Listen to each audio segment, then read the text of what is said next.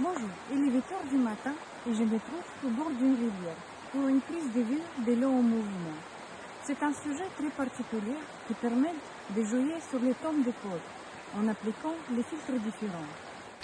Comme vous voyez, j'ai déjà installé ma chambre sur le trépied. J'utilise un objectif de focale de 135 mm qui est un équivalent de focale de 38 mm au format 24-36. Pour cette prise de vue, je vais utiliser deux filtres.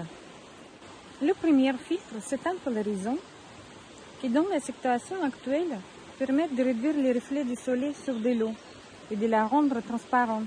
Il va également augmenter les contrastes. Le deuxième, c'est un filtre à densité neutre ou simplement un D. Celui-ci est un D4 qui réduit la quantité de lumière à 25%. L'application de ces deux filtres nécessite une correction d'exposition. Un polarisant, c'est 1,5 stop, un D4, c'est 12 stops. J'installe déjà le filtre polarisant à l'aide d'un adaptateur.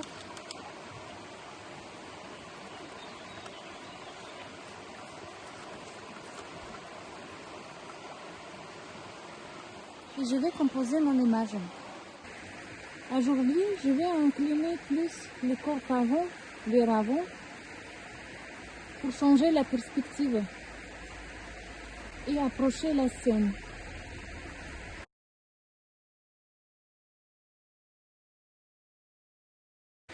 Je vais utiliser ma loupe pour faire mise au point.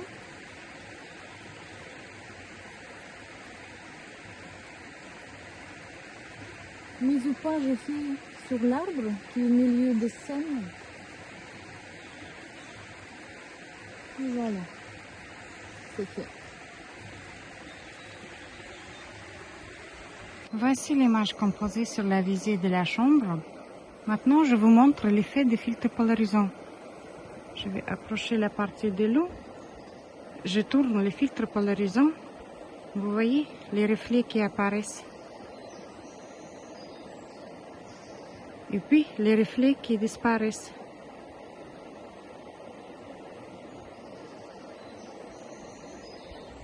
Et maintenant, je vais installer les filtres ND4, mais attention, il ne faut pas changer la position des polarisants. Voilà. Aujourd'hui, j'utilise un film noir et blanc 4-5 inches Kodak T-Max. Je vais déjà insérer le porte-châssis film sur le corps arrière. Il me reste mesurer la lumière. Nous avons ISO 100 pour un diaphragme 32, il faut 8 secondes. Nous avons un filtre ND4 plus polarisant, 12 stops plus 1,5, 3,5 stops. Je peux compter plus ou moins 3 stops. J'utilise une application. Ici, je vais noter combien de stops j'ai besoin, puis mon temps de pause. Et finalement, nous avons 1 minute de pause. J'applique ces données sur l'obturateur F32. 1 minute, c'est en position B. Je ferme le diaphragme. J'arme. Je sors les volets de protection. J'utilise un chronomètre et je déclenche. 1 minute, c'est parti. Je remets les volets de protection à sa place et je sors les châssis porte-fil. On attend les résultats. Bonjour, j'ai déjà scanné l'image. Pour les rappels, c'était le plan film Kodak T-Max exposé à 1 minute pour un diaphragme de 32.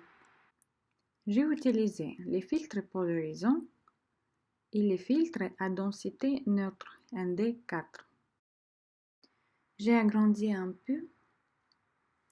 Les focus est bon. L'effet de lissage de la surface d'eau est très présent.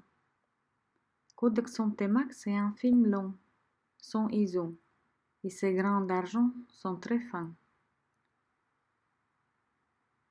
Je continue à examiner.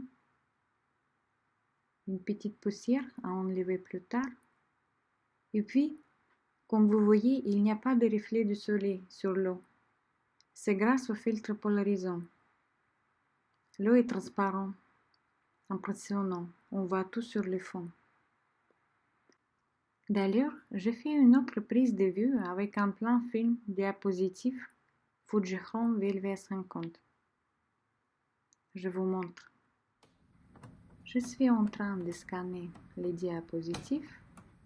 Fujifilm VLV50, c'est un film qui donne les couleurs très vives, très saturées.